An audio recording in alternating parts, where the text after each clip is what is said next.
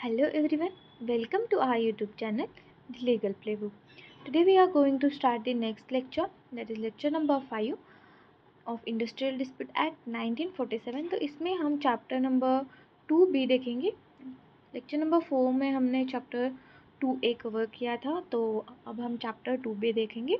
Reference of certain individuals जो है dispute to grievance settlement authorities.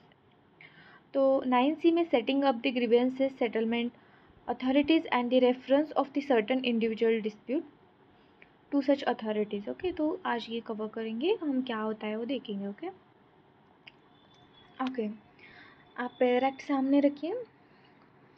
Okay, उसके बाद हम सेक्शन 9C देखेंगे. सेक्शन 9C में क्या बोला है, रेफरेंस ऑफ द सर्टन जो इंडिविजुअल डिस्प्यूट है टू ग्रीवेंस सेटलमेंट अथॉरिटीज़ को रेफरेंस किया जाता है. तो सबसे पहले हम सबसेक्शन 1 देखेंगे. तो सबसेक्शन 1 में क्या बोला है, इंडिविजुअल्स जो है एवरी इंडस्ट्रियल इस्टेब्लिशमेंट विथ 20 और मोर वर्कमैन. पहले जो था, ओके पहले जो, अभी अमेंडमेंट के बाद ये 20 आया है. पहले जो था वो 50 था. यहाँ पे जो कहीं कहीं पेयर एक्ट में 50 है, लेकिन 50 नहीं है, अभी अमेंडमेंट हुआ है.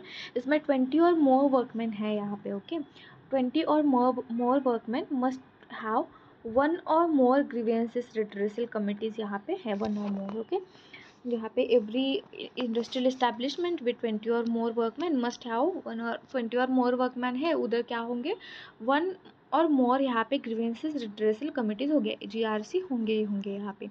फॉर एग्जाम्पल एक्सप्लेनेशन में देखेंगे, this committee resolve the dispute arising from the individuals grievances not the collective industries dispute. यहाँ पे कलेक्टिव जो है यहाँ पे नहीं होगा, जो इंडिविजुअल डिस्प्यूट है यहाँ पे वो होगा. ओके, रिजॉल्व होगा.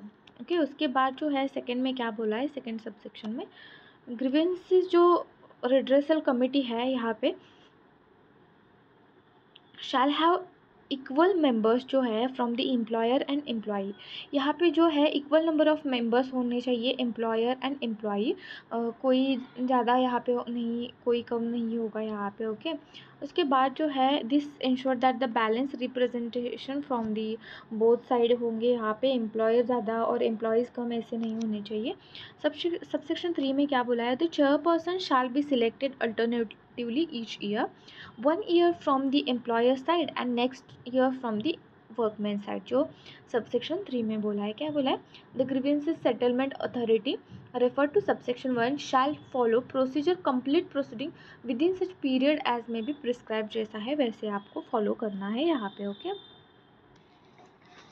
ओके उसके बाद जो है सबसेक्शन 4 में हम बोला है, सबसेक्शन 3 में क्या बोला है, chairperson shall be selected alternatively each year, 1 year from the employer side होंगे and next year from the workman side. उसके बाद 4 में क्या बोला है, ग्रीवेंसेस रिड्रेसल कमिटी जो है मेंबरशिप शैल नॉट एक्सीड 6 से ज़्यादा नहीं होने चाहिए यहाँ पे.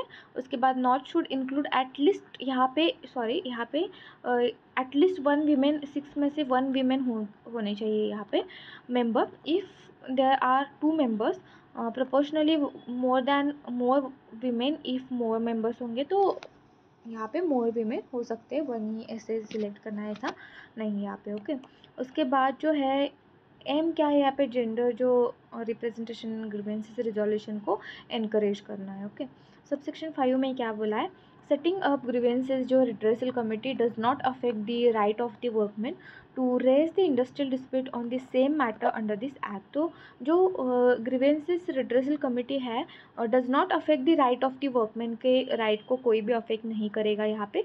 सिर्फ यहाँ पे जो उनके बीच में जो डिस्प्यूट है वही सॉल्व करना उनका एम होता है. उसके बाद जो 6 पॉइंट है सबसेक्शन 6 है, इसमें grievances redressal should complete it's procedure with in the 30 days में. उनको क्या करना पड़ता है, यहाँ पे जो भी है जो प्रोसीजर है उनको यहाँ पे विद इन 30 डेज में उनको रिजॉल्व करना पड़ता है. उसके बाद वर्कमैन अग्रीव्ड, जो वर्कमैन है डिसीजन देने के बाद अग्रीव्ड है, तो बाय ग्रीवेंसेस रिड्रेसल डिसीजन में appeal to the employer within 1 month the employer must dispose of the appeal and inform the workman, यहाँ पे वर्कमैन को इन्फॉर्म कर सकता है। उसके बाद जो है 8 में 9C does not apply where an established grievances redressal mechanism already exist in the establishment. Already existence में है तो 9C अप्लाई नहीं होगा ना, ऑलरेडी है तो ठीक है यहाँ पे। Okay, recognises existing grievances system and avoids the duplication, यहाँ पे फिर से आपको यहाँ पे इस्टेब्लिशमेंट की कोई ज़रूरत नहीं। ये हुआ हमारा 9C जो है। तो इसमें इम्पॉर्टेंट पॉइंट है 9C में जो है इम्पॉर्टेंट नोट ऑन सब्सटीट्यूशन। तो प्रियोर दिस 2010 के जो पहले था substitution of this chapter 10B mandated grievance settlement authority था इन इस्टेब्लिशमेंट ऑफ विद द 50 और मोर देन वर्कर्स थे यहाँ पे, जो 2010 के अमेंडमेंट से पहले। ओके, उसके बाद जो है यहाँ पे 20 वर्कर्स और मोर किया गया है 9C में, focusing on the grievances redressal committee with balanced representation यहाँ पे जो है इंट्रोड्यूस हुआ है। ओके, समवॉट प्रोसीजर यहाँ पे डिफरेंट प्रोसीजर रिक्वायरमेंट थे यहाँ पे उसके पहले, आपको इसे याद रखना है। ओके ओके, तो ये हुआ हमारा चैप्टर 2B जो है reference of certain individuals dispute to grievances settlement authorities. Thank you.